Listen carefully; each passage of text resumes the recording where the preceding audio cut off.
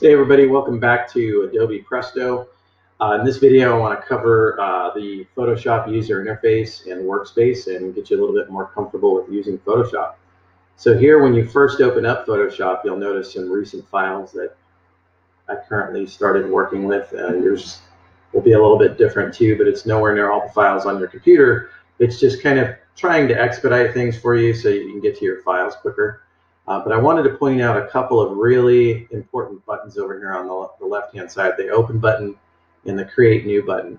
I'll talk briefly about Create New and then we'll go through Open. So if you click Create New, you'll see this little preset user interface pop up asking you how you want to set up your new file.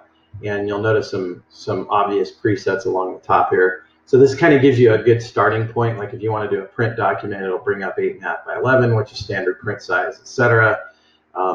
You can kind of go through and experiment with that.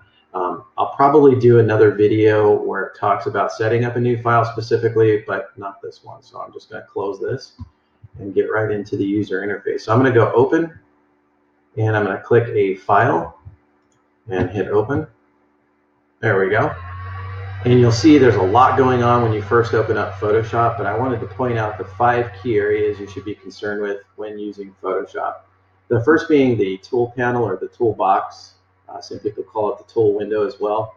I'm going to do a separate video on the toolbox, but in this one I'm just kind of pointing out these 5 key areas, and then you can watch that video later on and where it talks about the specifics of what these different tools do and the sort of categories I would put these tools in.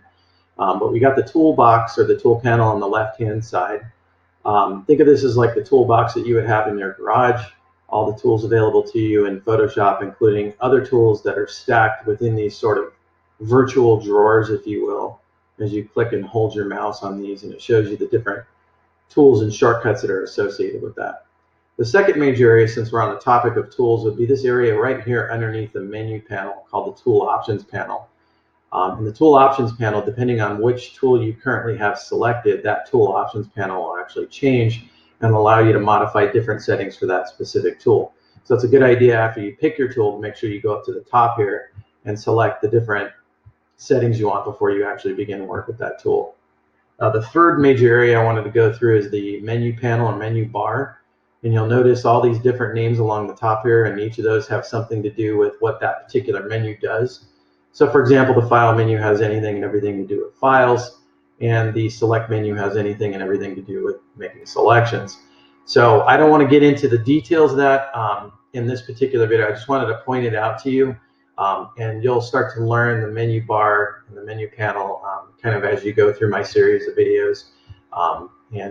So there's no need to really worry about that yet, or all these shortcuts and whatnot. Just know that it's there, and it's called the menu panel. The fourth area that I wanted to point out to you is kind of the bread and butter of Photoshop. That is the Windows panels. There's many of those, and when you first open it up, it'll kind of be open like this. It'll have a column that has to do with Learn and Libraries.